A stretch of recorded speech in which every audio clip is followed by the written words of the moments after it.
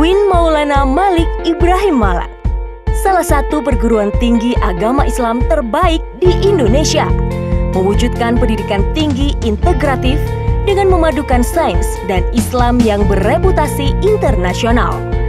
Mari bergabung bersama UIN Maulana Malik Ibrahim Malang, mencetak sarjana berkarakter ulul albab dan menghasilkan sains dan teknologi yang relevan dan berdaya saing tinggi. Assalamualaikum warahmatullahi wabarakatuh. Para narasumber dan para audien di UIN maupun di luar UIN, di dalam maupun di luar negeri yang saya hormati, hari ini kita akan diskusikan tema yang amat sangat menarik dan sangat aktual dan amat sangat dibutuhkan oleh kita semua untuk memperkuat rasa nasionalisme kita. Telah hadir para narasumber. Tema yang dipilih adalah puasa dan penguatan nasionalisme.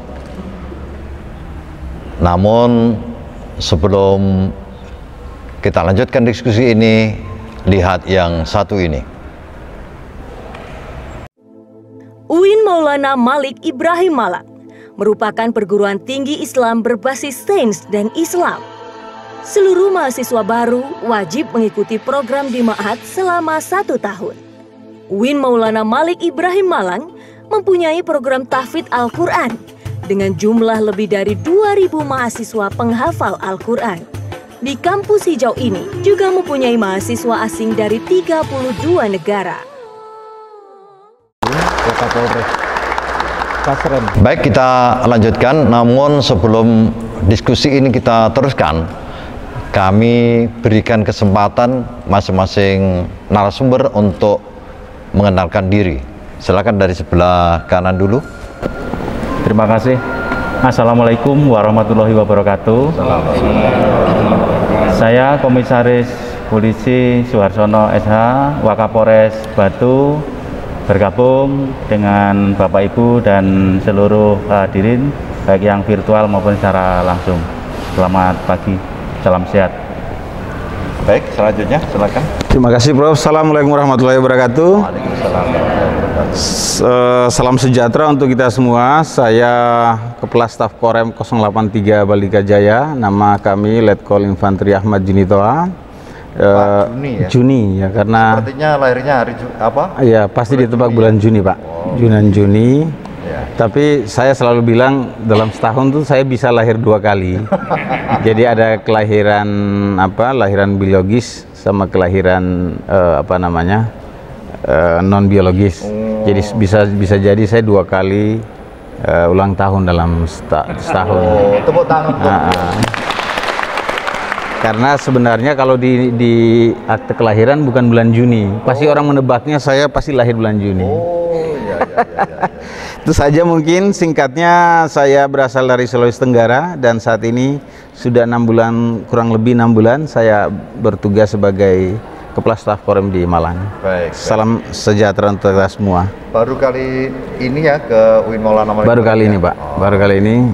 Baik, terima kasih. Kesan pertamanya luar biasa ini, kampus besar. Berikutnya, monggo Pak Bapak. Assalamualaikum warahmatullahi wabarakatuh. Salam sejahtera untuk kita sekalian. Saya Kombes Pol Leonardo Simarmata, Kapolresta Malang Kota, menyapa Bapak Rektor beserta dengan seluruh sivitas akademika dari UIN Maulana Malik Ibrahim yang hadir pada pagi hari ini, baik yang di dalam negeri maupun yang ada di luar negeri. Assalamualaikum warahmatullahi wabarakatuh. Waalaikumsalam. Beliau ini sudah sering ke UIN Maulana Malik Ibrahim ya. Dan dengan rektor itu seperti saudaranya. Siap. Ya. Meskipun lain suku tapi siap, Bro. Nah, dia ini orang Medan ya. Siap, Medan, Bro. Tidak bisa dibedakan dengan orang Jawa. Bahasa Jawanya sangat kental. Siap, Bro. Dan biasanya saya manggilnya Kusleo ya. Siap, Bro. Berikutnya silakan. Assalamualaikum warahmatullahi wabarakatuh. Waalaikumsalam warahmatullahi wabarakatuh. Selamat pagi dan salam sejahtera bagi kita semua. Izin memperkenalkan diri, Prof. Saya Letkol Armet Ferdian Primadona. Sekarang kami menjabat sebagai Dandim 0833 Kota Malang, Korem 083 Bradika Jaya. Asal kami dari Semarang, Jawa Tengah. Oh, Semarang. Namun meskipun saya orang Semarang, orang tua kami ada darah Malangnya, Pak. Oh, gitu ya. Di bapak saya itu orang ngalam ya. turunan Ngalam. Oh. Ada keturunan Jawa Timurnya. Pak Letkol Ferdian, tadi ada setelah Ferdian siapa terusnya? Ferdian Primadona. Oh, Primadona, luar biasa ini. Luar biasa ini. Oh, jangan. Baik, kita break sebentar dan lihat yang satu.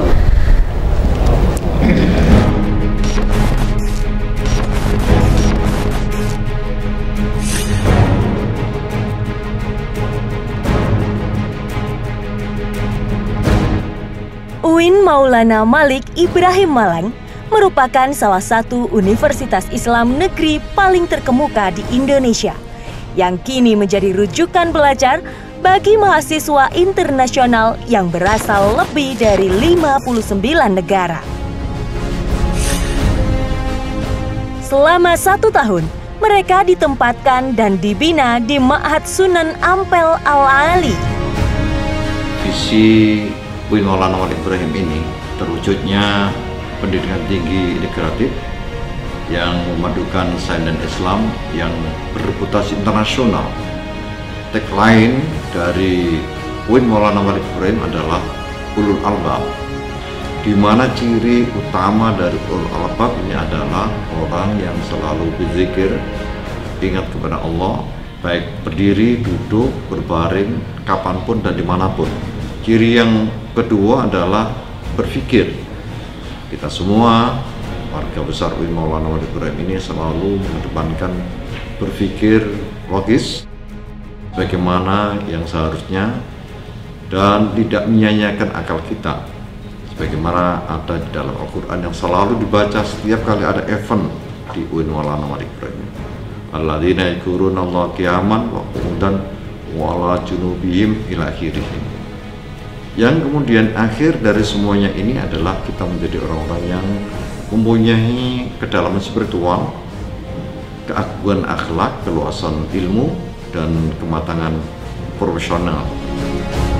Sebagai upaya meraih reputasi kelas dunia, UIN Maulana Malik Ibrahim Malang menjalin berbagai kerjasama internasional, antara lain ASEAN University Network, Liga Muslim Dunia, Islamic Development Bank, Saudi Fund for Development, Kantor Bahasa Inggris Regional Amerika Serikat, ISESCO Maroko, dan Konsorsium Universitas Australia Jawa Timur. Kami atas nama pimpinan menyampaikan banyak terima kasih kepada pendiri UIN Maulana Malik Ibrahim ini, mulai Fakultas Tarbiyah, kemudian menjadi STAIN, menjadi UIS, dan kemudian menjadi UIN, dan kemudian terakhir menjadi UIN Maulana Malik Ibrahim ini. Dan mudah-mudahan ada kerjasama kita semua ini, kemudian kita bisa menciptakan perguruan tinggi ini berreputasi internasional. Wassalamualaikum warahmatullahi wabarakatuh. Baik, kita teruskan diskusi ini. Kita mulai dari Pak Kompol Suarsono. Beliau ini adalah wakil Kapolres Batu ya.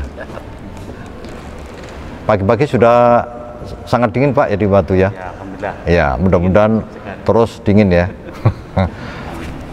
Pak Suarsono, puasa dan penguatan nasionalisme.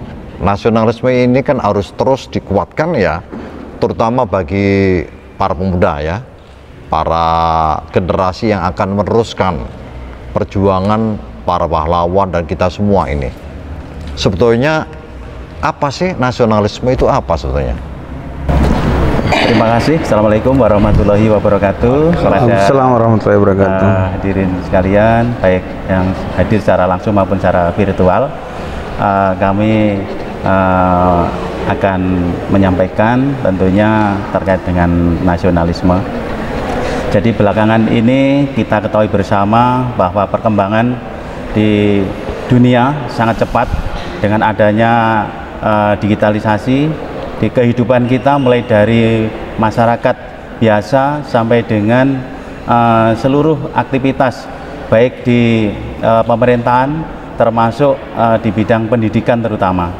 Jadi sekarang ini setiap informasi yang datang ataupun yang muncul di suatu titik daerah tertentu itu bisa langsung diketahui oleh masyarakat di belahan dunia yang lain sepanjang dengan menggunakan IT.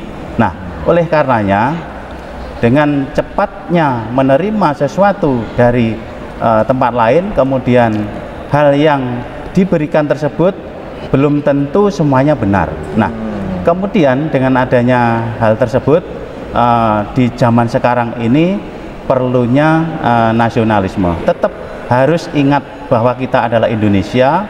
Kemudian Indonesia ini kita dibangun tentunya dengan susah payah. Kalau kita mempelajari dengan sejarah, karena terutama mohon maaf kami juga lahir setelah kemerdekaan tentunya, kita mengetahui bagaimana proses menuju ke kemerdekaan tentunya dengan mempelajari sejarah-sejarah zaman dulu.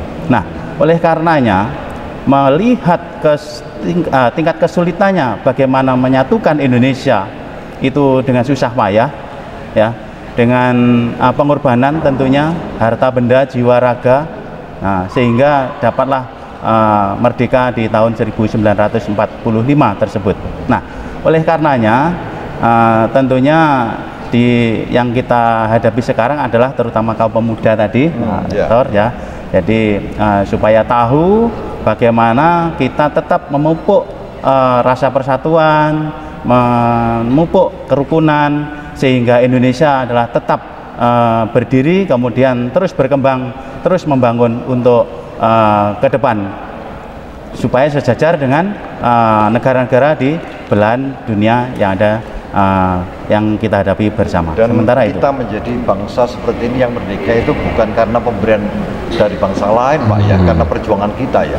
Betul, berarti betul harus sekali. dipupuk, dipertahankan, betul ya. Betul sekali. Jadi terutama adik-adik kita mungkin yang masih muda ini harus tahu sejarah itu. betul. Nah, Ya. mungkin ada lagi, Pak, yang lain, Pak.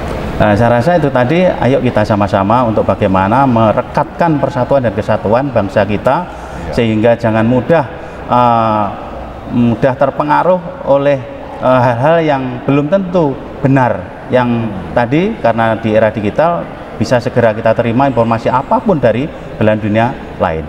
Jadi kita sekarang ini bisa berkomunikasi dengan bangsa-bangsa yang dimanapun, ya. Betul. Di kolong langit ini, ya. Dan itu bisa diterima anak-anak sejak TK, ya. Betul ya. Sampai orang tua seperti saya. Tapi kalau bapak kan masih muda, ya. Alhamdulillah. Berarti termasuk yang dihimbau. Nah, muda tadi. Ya. Baik, ada lagi, Pak, yang disampaikan, Pak? Sementara dulu, nanti kita sambung di berikutnya. Baik. Saya beralih ke Pak Letkol Juni. Iya, Pak. Prof. Letkol Juni. Iya, Prof. Beliau ini adalah TNI, Angkatan Darat, ya. Iya, Pak. TNI Angkatan Darat ini menjadi garda depan dalam mempertahankan negara kesatuan Republik Indonesia. Iya, Prof. Dan membangun nasionalismenya. Iya. Dan ini harus ditularkan, terutama di perguruan tinggi untuk para mahasiswa. Iya, Prof. Kira-kira apa, Pak, pesan Bapak untuk para mahasiswa, bahkan bukan hanya mahasiswa, ya, untuk para dosen dan pegawai serta mahasiswa, supaya rasa nasionalismenya ini tetap kuat sampai kapanpun, sampai kiamatnya. Kira-kira silakan, Pak. Terima kasih, Prof. Saya pikir ini tema yang besar, tema yang luar biasa. Namun kalau tentu berdasarkan kajian pustaka yang ada dan beberapa pengalaman kami selama berdinas, saya pikir kita sering mendefinisikan nasionalisme ini secara tekstual, tapi secara kesejarahan kita selalu mengangkat nasionalisme ini dalam bentuk simbol. Maksudnya dalam bentuk simbol itu kita mengingat bahwa simbol-simbol yang ada dulu merdeka atau mati, kemudian NKRI harga mati, itu bagus, memang bagus, tapi saat itu kita berada dalam situasi perjuangan, gitu kan. Lalu bagaimana mentransformasi semangat nasionalisme dalam situasi perjuangan ke dalam sivitas akademika, kan mungkin itu pertanyaannya. Lalu harusnya bisa ditransformasi bagaimana mahasiswa cinta terhadap kampusnya, kan itu, cinta terhadap disiplin ilmu yang sedang dia geluti dan profesional di bidangnya. Jadi memang nasionalisme ini kita tidak bisa terjebak dengan definisi yang tentu saja dia harus berkembang sesuai dengan kontekstualnya. Maka seluruh di sivitas akademika dan tentu sekarang di pemerintah kalau tidak salah, dan saya dulu pernah menjabat sebagai Danscaba saat itu, memang dari diktikan itu selalu ada mata kuliah umum yang mungkin diwajibkan kepada mahasiswa baru agar menerima tentang bela negara itu. Dan saya pikir mata kuliah itu memang, nah mungkin sekarang agak lagi viral ya, sekarang itu mungkin saya tidak tahu datanya akurat apa tidak, ada beberapa kampus yang menyebutkan bahwa materi Pancasila dan undang-undang itu sudah mulai tidak diwajibkan lagi. Mungkin dengan alasan logis bahwa ideologi Pancasila kan sudah final dan lain sebagainya. Padahal harus kita tahu bahwa negara ini bagaikan makhluk hidup gitu. Kalau tidak dirawat, pupuk bangsa ini, pupuk eksistensi bangsa ini berada di nasionalisme itu. Karena nasionalisme bercerita tentang apa hubungan antara warga negara dengan negaranya. Jadi kalau kendor itu, kecintaan warga negara dan negaranya kendor, saya pikir kita tidak bisa percaya diri, tidak seperti Uni Soviet misalnya, tidak seperti Jerman Barat misalnya. Mungkin yang terkini mungkin di tahun 90-an Korea Utara, Korea Selatan dan masih tegang sekarang ini.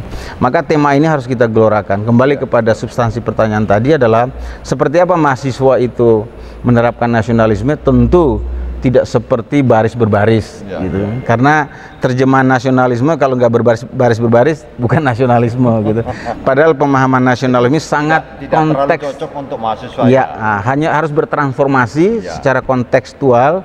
Nasionalisme itu harus, kalau saya misalnya fakultas kedokteran, ya saya harus mengabdi kepada negara melalui profesinya yang dia geluti. Kalau saya mungkin seorang TNI sekarang ini yang terjun secara langsung, tentu profesionalisme saya harus mengabdi kepada negara secara langsung.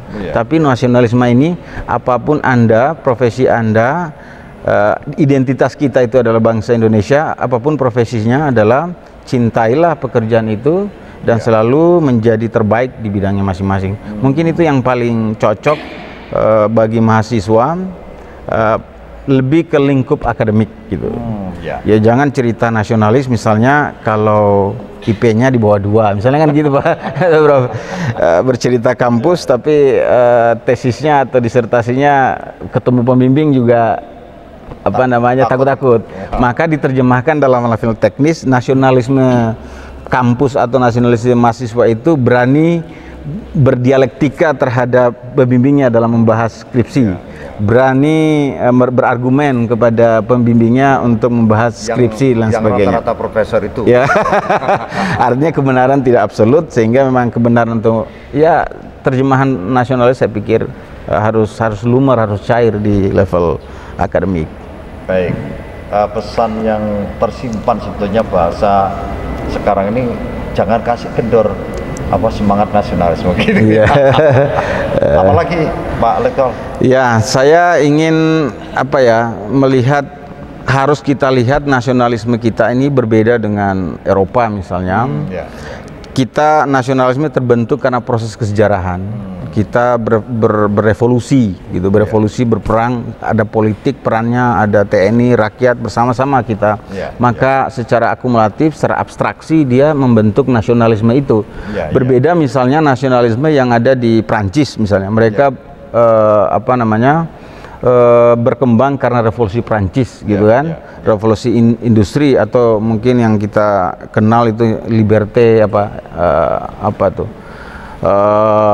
lebih kepada ideologis gitu ya, karena Marxisme hilang, sosialisme hilang, liberalisme masuk gitu. Itu lebih kepada pertentangan ideologis. Tapi Indonesia ini nasionalisme lahir dari proses perjuangan. Kita tahu mungkin dari kesejarahannya adalah dari Budi Utomo 1908, maka kita seringkali memperingati itu sebagai Hari Kebangkitan Nasional. Nah, berbeda sekali nasionalisme, maka kita selalu mengartikan nasionalisme itu seperti perang gitu kan. Padahal tidak familiar juga dengan perang. Harusnya mentransformasi diri dengan kekinian. Jadi bukan berarti jangan sampai terjebak sama etno nasionalisme tentunya. Dan saat ini mungkin terlihat ya, mungkin rekan-rekan kita yang ada di Papua misalnya, saat ini tentu rasa nasionalisme mereka terganggu gitu. Terganggu artinya mereka berupaya menempatkan posisinya mereka di tempat yang berbeda. Tentu itu tantangan kita, dan itu kita harus buka ruang diskusi gitu, tanpa harus saya nasionalis, Anda bukan nasionalis. Saya pikir tidak boleh seperti itu gitu. Karena nasionalisme itu saya pikir itu konsep geopolitik gitu. Anda tidak bisa, harus Anda berbicara di tanah, di udara, di penduduk Indonesia, Anda menghirup udara Indonesia, Anda tidak bisa mengatakan nasionalisme Anda di daerah lain gitu, Prof. Karena nasionalisme adalah konsep geopolitik gitu. Ada masyarakat, ada wilayah, ada cita-cita, nah, ya, di dalam nasionalisme itu terbungkus seperti itu. Pak Letkol, kita di UIN Maulana Malik Ibrahim ini masih mengajarkan Pancasila. Oh, good point. Tetapi kadang-kadang keterlaluan. Keterlaluan mahasiswa dari luar negeri itu juga harus ikut dan harus hafal Pancasila. Wah, itu bagus, Bro. Saya yang tidak ada di sini. Tentunya saya minta supaya yang dari Mesir, dari Rusia, dari Cina itu mereka harus hafal juga. Iya. Dan mereka membawa Pancasila itu ke negara mereka. Iya. Jadi nanti negara-negara itu ikut Indonesia loh, Pak. Iya, iya. Tapi ya, Bro, karena kan revolusi paling sukses kan kita ini bangsa Indonesia, Bro. Karena jarang bangsa-bangsa lain yang memperoleh kemerdekaannya melalui revolusi itu sustainability-nya sampai sekarang gitu. Kalau nanti mahasiswa yang dari luar itu jadi nasionalismenya ke kita bagaimana itu mereka? Nah, saya pikir itu terjemahan reformasi nasionalisme yang baru. Apa tidak dimarahi oleh presiden mereka? Ya, kalau mereka kan gitu. Contoh mungkin saya pernah dinas di mana, begitu banyak di Timur Tengah misalnya. Iya. Kalau dilihat etnis gitu, ada Kristen Maronite di sana, ada berapa suku agama bangsa misalnya di Timur Tengah sana. Kenapa mereka melihat bangsa kita sudah berbeda suku gitu, sama etnisnya berbeda, mereka selalu bertanya kenapa Indonesia bisa satu gitu. Sampai 700-an ya? Sampai 700 bisa satu. Katanya Pak Jokowi 700 bisa satu. Karena memang ya kita yang selalu kita diplomasikan keluar karena Pancasila itu. Terima kasih Pak Letkol, luar biasa. Ini adalah seorang tentara yang sangat intelektual, dan mungkin nanti kalau kami butuh dosen Pancasila. Oh, terima kasih. Kebetulan saya ini Prof, disertasi saya belum selesai. Jadi saya bisa menjadi promotornya. Iya, betul, Bro. Tapi harus balas jasa. Kalau yang sudah disertasi itu beliau, jadi kita. Makanya nanti saya minta juga dari beliau segera doktor, dan nanti saya tarik jadi dosen UIN Maulana. Amin, amin, Prof. Terima kasih. Kita jeda sebentar dan lihat yang satu ini. Pasca Sarjana UIN Malang memiliki 11 program studi magister dan 3 program studi doktor. Dengan atmosfer akademik dan fasilitas pendidikan yang berkualitas, dosen bergelar profesor dan doktor, serta tenaga expert dan mahasiswa dari mancanegara. Pasca Sarjana berkomitmen kuat untuk mencetak magister dan doktor berkarakter ulul albab, memiliki daya saing tinggi, dan bereputasi internasional. Baik, kita lanjutkan diskusi kita yang amat sangat menarik ini. Kita akan ke Pak Kapolres Malang, Pak Leo. Tadi sudah disampaikan oleh para narasumber sebelumnya bahwa kita ini memang betul-betul harus tetap menjaga nasionalisme. Terutama ini bagi teman-teman yang masih muda ya, yang seperti masih saya ini ya. Ini apa Pak Leo yang harus dikuatkan lagi, ini apa? Kan kita ini dari apa ya 700 suku, bangsa dan bahasa kita juga banyak sekali. Bagaimana ini memperkuat nasionalisme ini? Mumpung Prof, ini kita dalam lingkup Civitas Akademika, mungkin saya bicara dulu mungkin mulai dari teori sampai dengan nanti praktek antara Dasein dan Desolin ya.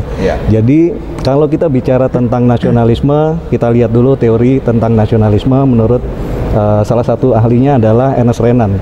Dia menyatakan bahwa itu keinginan bersama dari sekelompok orang ataupun masyarakat yang ingin bersatu dan membentuk satu persatuan ataupun juga dalam bentuk state atau negara.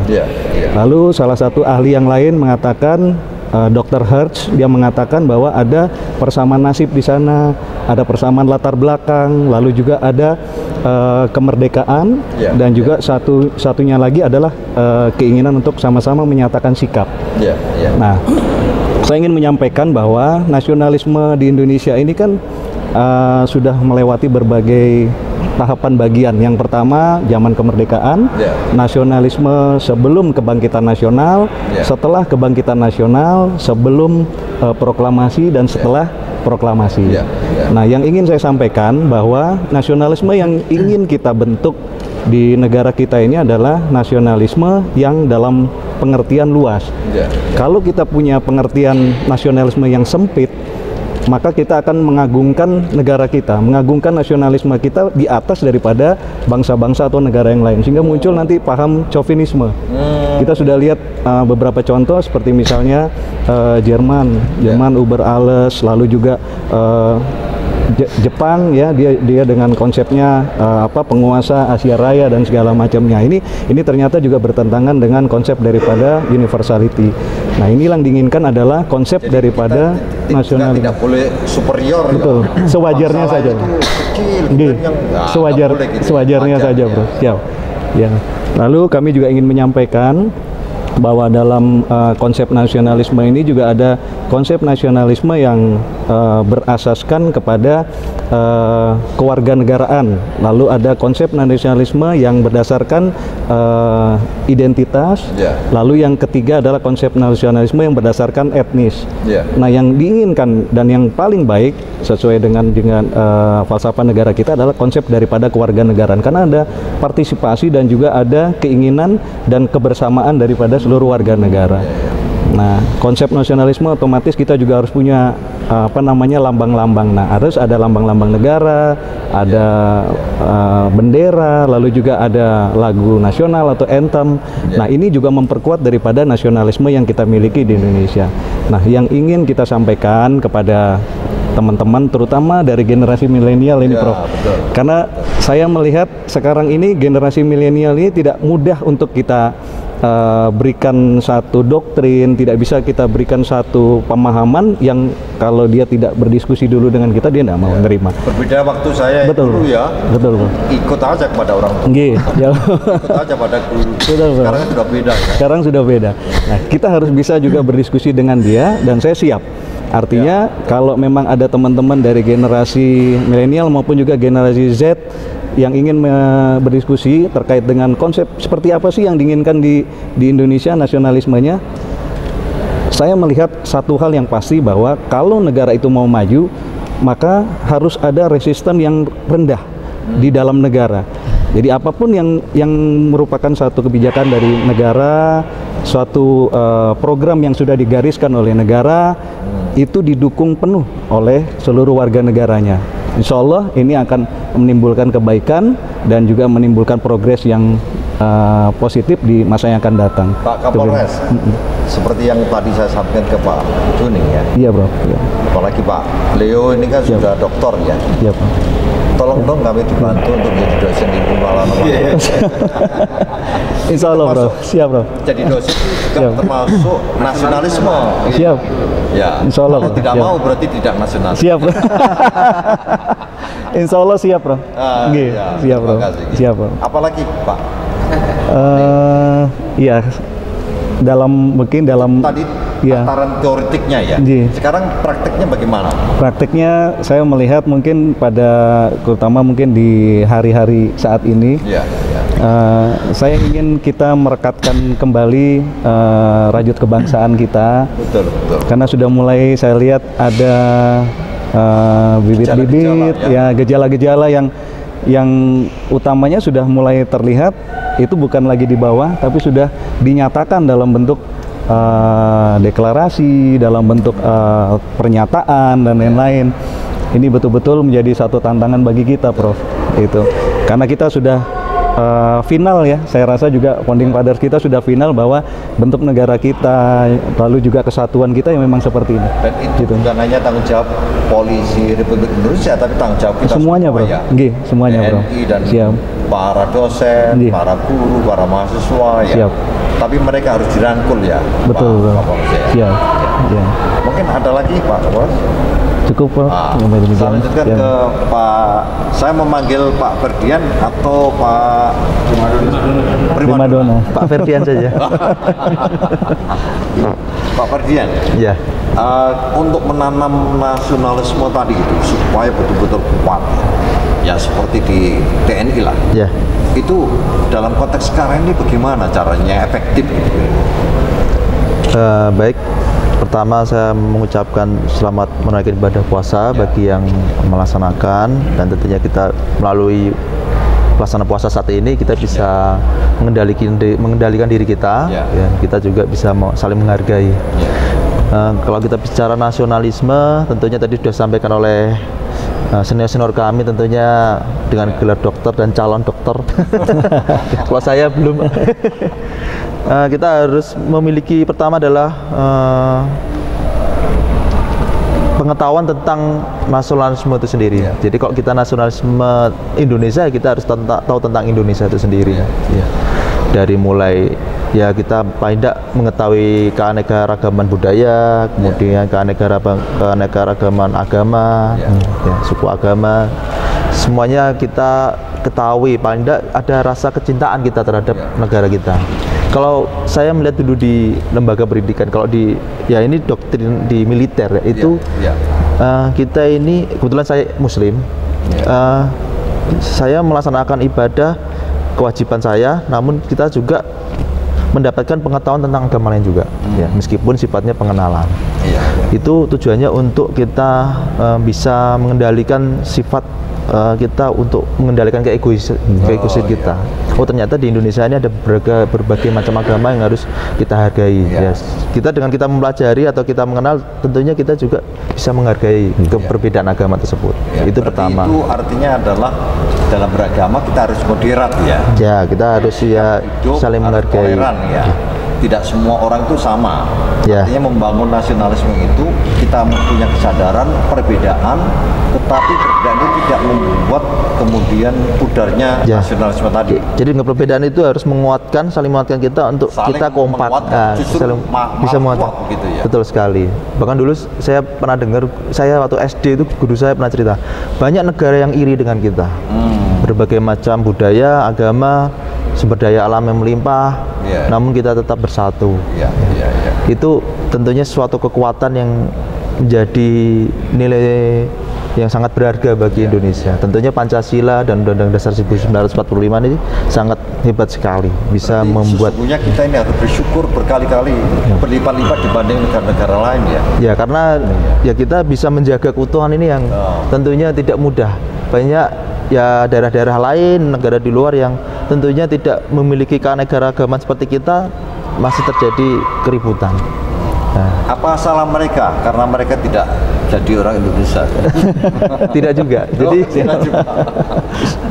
kalau menurut saya karena dari kecil kita sudah ditanamkan tentang Bhinneka Tunggal Ika, Pancasila. Jadi dari kecil ini kita, dari anak-anak kita sudah ditanamkan tentang menghargai toleransi. Segala macam. Bahasa Inggrisnya itu tepo seliro ya. Bahasa Inggris ya, Pak. Bahasa Inggris. Ada lagi, bagaimana kalau Pak Ferdian dengan mencintai produk-produk Indonesia? Ya, itu kembali ke nasionalisme tadi. Ini, ya. Jadi kembali ke nasionalisme. Kalau kita sudah mencintai negara kita, kan kalau kita mencintai kan harus kita tahu. Ya seperti kita tertarik sama lawan jenis. Kan tidak mungkin kita cinta tidak tahu asal usul keluarganya. Lawan jenis itu bahasa Inggrisnya pacaran ya? Falling in love. Jadi kita paling tidak kan harus mengetahui, oh kalau tertarik sama lawan jenis berarti kita tahu. Kan nggak mungkin kita jatuh cinta nggak tahu orang tuanya siapa, tinggalnya di mana, kan nggak mungkin. Gimana mau ngapel kalau nggak tahu tempat tinggalnya. Sama dengan kita nasionalisme Indonesia, kita harus mengetahui tentang budaya, keanekaragaman budaya kita. Bukan berarti kita harus mendalami, tidak, tapi beda kita tahu oh budaya dari mana. Istri saya juga orang luar Jawa, istri saya orang Aceh. Jadi saya jadi akhirnya tahu juga oh. Nah, di TNI ini, TNI Polri, kenapa dipisah-pisah? Nasionalismenya kuat karena ya demikian. Kita tinggal di lembaga pendidikan itu dicampur, tidak ada satu peleton orang Jawa semua, tidak mungkin. Pasti di situ ada berbagai macam suku, supaya kita saling menghargai segala perbedaan, sehingga kita juga di situ bisa rukun, bisa kompak. Jadi tidak ada mengagungkan ini loh keakuannya, tidak ada. Ayo kita semua. Aku orang Semarang. Nah, tidak ada seperti itu. Aku orang Ngalam gitu. Jadi meskipun nanti kawan orang lain kalau misalnya disakiti, ya nyakiti mungkin sama-sama satu suku, kita membela yang teman kita, meskipun itu beda suku atau beda agama. Dari situlah tumbuh kita nasionalisme ini dalam lingkup kalau di dunia militer. Jadi bisa kita tanamkan di masyarakat supaya ya tidak harus doktrin pendidikan seperti militer, tidak. Ya, artinya menghargai perbedaan caranya seperti itu. Ada transformasi tadi ya, disesuaikan dengan kondisi. Kayak ada pemahaman pemberian materi bela negara kepada ASN atau kepada mahasiswa, tujuannya juga sedikit-sedikit memberikan pemahaman supaya sebagai mahasiswa atau ASN ini menghargai berbagai macam perbedaan. Itu akan menimbulkan jiwa nasionalisme. Nah, berkaitan tadi yang sampaikan Bapak menghargai produk dalam negeri itu ya dia ke situ juga. Kalau kita sudah cinta kan berarti kita ingin membuat negara kita merasa menjadi negara yang besar. Bagaimana membuat negara besar? Ya kita sendiri, tidak mungkin bangsa lain yang mengangkat derajat negara kita kalau bukan bangsa kita atau masyarakat kita sendiri. Salah satu caranya menciptakan suatu produk atau berinovasi menjadi suatu barang yang umumnya nilai jual, yang bisa menjadi kebanggaan bangsa. Luar biasa. Dan apa yang disampaikan oleh Pak Mardian ini contohnya adalah kedekatan dengan lawan jenis. Memang menjadi primadona. Baik, tepuk tangan untuk mereka berdua. Kita jeda sebentar dan nanti kita akan lanjutkan.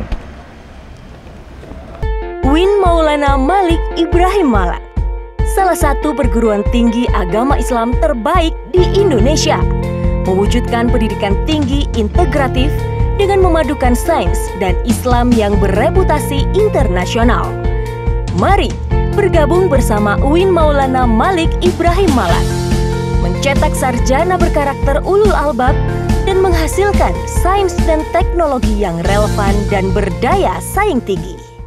Para pemirsa yang saya hormati, hadir di UIN Maulana Malik Ibrahim ini dari kepolisian ya, bahkan dari Polres Malang ya, hadir ya.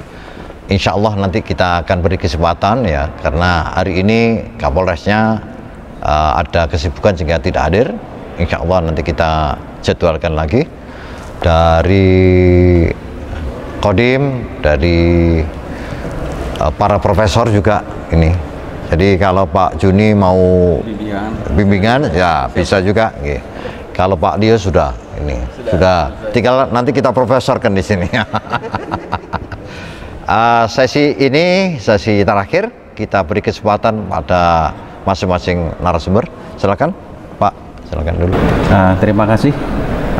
Di masa bulan Ramadan tahun ini tentunya ya, kami kebetulan juga Muslim menyampaikan selamat melaksanakan ibadah puasa. Semoga dengan ibadah puasa tentunya akan diberikan rahmat oleh Allah SWT kepada kita, keluarga kita dan seluruh pendengar. Kemudian kami ingin menyampaikan bahwa dengan pentingnya nasionalisme untuk menjaga tetap keutuhan negara Indonesia, supaya kita bisa terus maju walaupun di tengah tantangan pandemi yang sudah mendunia sekarang ini.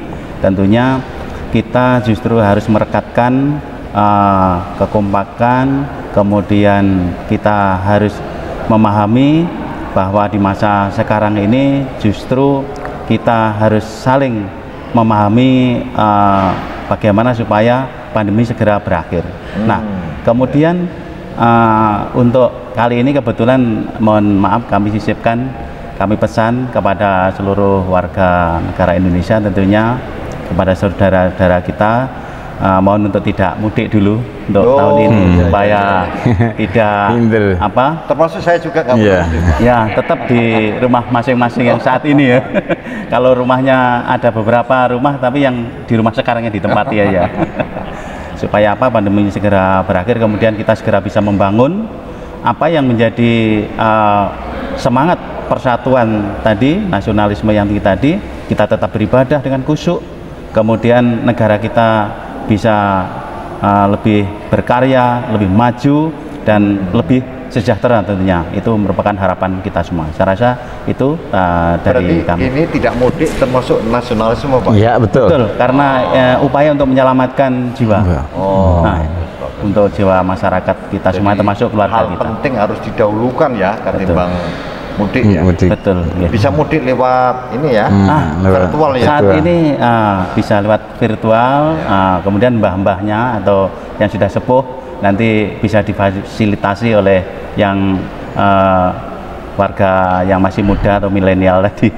Ya, supaya bisa nanti pada saat ngomong bisa nyambung. Kita bisa mudik virtual. Virtual bisa sungkeman. Jadi buku nanti, mudik virtual jadi buku. Amin. Baik Pak, gitu. Baik. Kita lanjutkan ke Pak Letkol Juni. Iya, terima kasih Prof. Ya. Mungkin penguatan dari saya, yang pertama memang nasionalisme itu baik, tapi jangan sampai kita terjebak sama etno-nasionalisme tadi.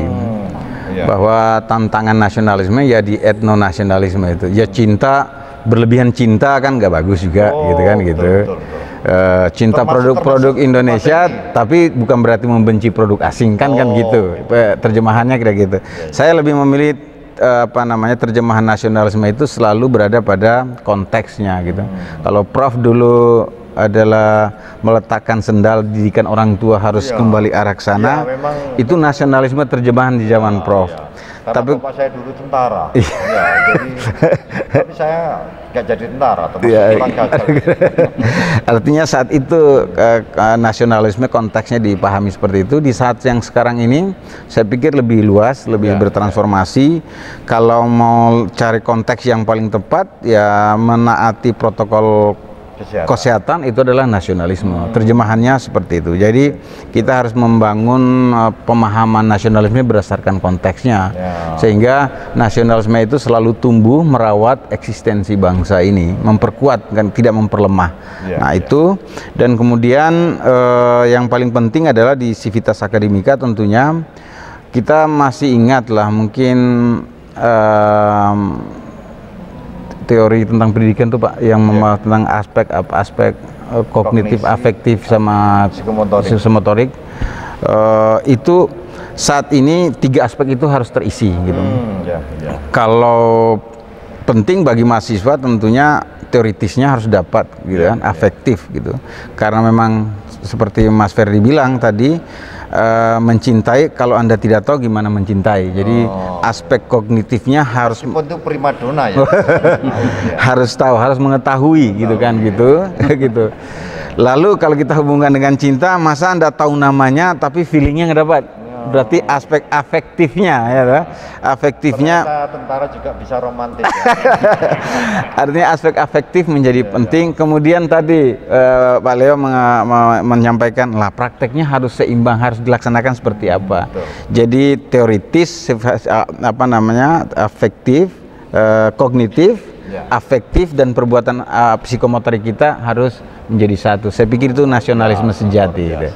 Itu Bro. Ini meskipun proposal disertasinya sedang digarap, tapi rupanya udah bisa lulus. Dokter ya, dokter. Ini tentara, TNI, juga dokter, juga romantis ya.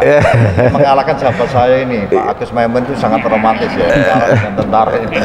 Siap, Ada lagi, Pak? Saya pikir itu, Prof. Mungkin kita saya titip pesan, janganlah berlebihan, karena sesuatu berlebihan itu tidak baik gitu kan. Gitu. Ini seperti dosen UIN betul. Terima kasih, Pak Leo. Mungkin penegasan teori terkait dengan nasionalisme dan prakteknya Apa sih yang paling penting yang menjadi kunci untuk membangun nasionalisme itu apa sebetulnya? Closing statement saya, Ya.